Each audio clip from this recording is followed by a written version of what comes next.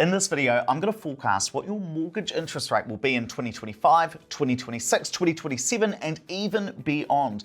And for each of these years, I'm going to talk about how far interest rates could fall and how cheap that would make your mortgage if you've got the average mortgage for a first home buyer, and even a $1 million mortgage. Hey friends, welcome back to the channel. I'm Ed, an economist and property investor here at Opus Partners. And whenever I'm speaking on TV, the radio, or writing for the New Zealand Herald, people always ask me, Ed, where do you think interest rates will go next? And this article I just wrote for One Roof went off like a frog in a sock, so I know that a lot of Kiwis are interested and actually worried about how high interest rates are at the moment. After all, they've climbed from under 2.3% all the way up to over 7.3%. And that would cause the average mortgage in New Zealand to go up by almost $400 a week. So when will interest rates start coming down? The good news is that in 2024, interest rates are already coming down. Westpac's one-year interest rate peaked back at 7.39%, that was in February 2024, and since then, they've cut their one-year rate 5 times, all the way down to 6.85%. But I'll tell you a little secret. If you go and negotiate with your bank, you can probably get that down to as little as 6.65%. So there are some big drops, and that'll save the average mortgage holder $35 a week, the average first home buyer $64 a week, and if you've got a $1 million mortgage, that could save you $115 a week already compared to those peak interest rates. And it's funny looking at these forecasts because us economists often get our interest rate forecasts wrong. It was only a few months ago I was speaking to a group of property investors in Nelson, about 150 of them, and the day before my speech I called up some of the bank's economists to ask them, well, where do you think the one-year rate will be by the end of 2024? Most of them said around 7%, but since then all banks have cut their interest rates lower than this. And that leads to a really uncomfortable truth for all of us economists, which is we're almost always wrong. But we know that. We're often not trying to get the exact interest rate right in our predictions and forecasts because, well, we can't. We're just trying to pick the right direction. And that's why by mid-2025, I reckon that the one-year interest rate will be around 5.5%. That's more conservative than what ANZ predicts. They reckon about 5.3%.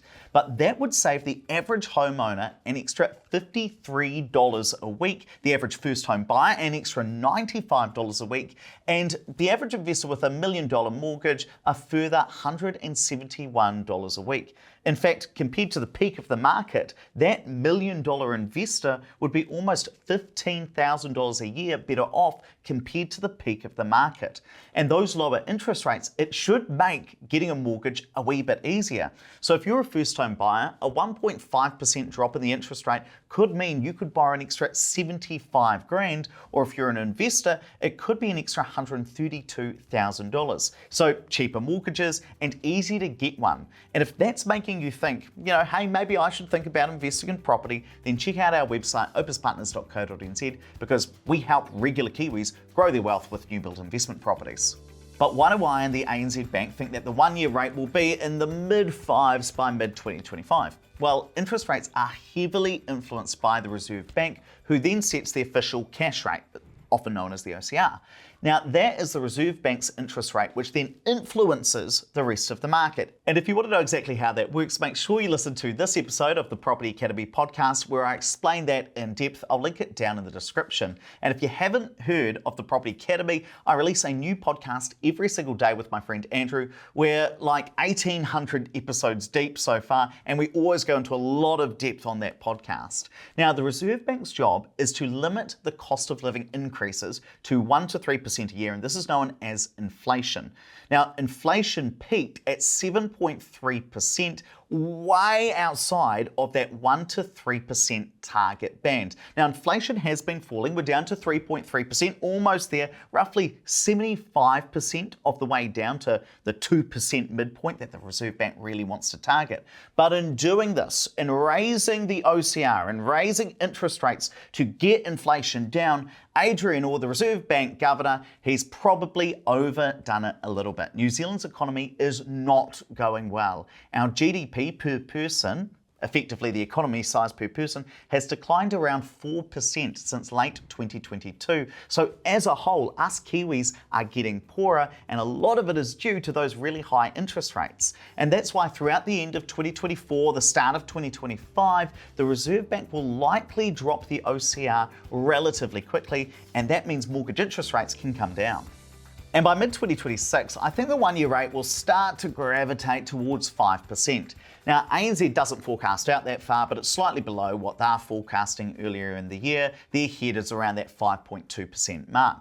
Now, that would save the average homeowner an extra $22 a week. That's $110 a week saved from the peak of the market.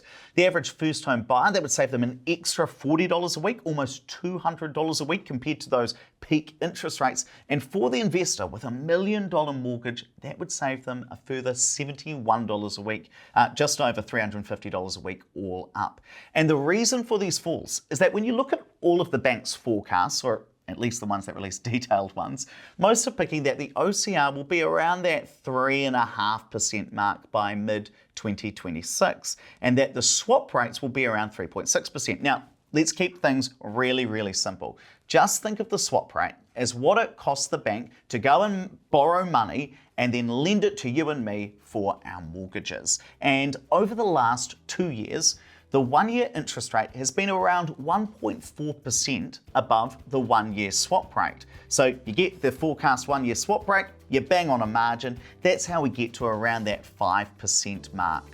But where will interest rates head over the long term? Of course, interest rates don't stay the same for long. They don't stay the same for 10, 15 years, even though, look, I wish they did. But if you're buying an investment property and running your numbers, you actually do need to guess what the long-term interest rate will be, just simply for your spreadsheet. Now, if you've subscribed for a while, you'll know that I've always assumed that over the long term, the one-year interest rate might average out at 4.5%.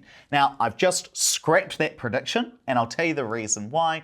But if you don't already subscribe, I'd really appreciate it if you do. Help us grow the community to 20,000 subscribers. And I'm going to make this explanation really simple, because the goal of this channel is to make property and economics accessible for everyday Kiwis.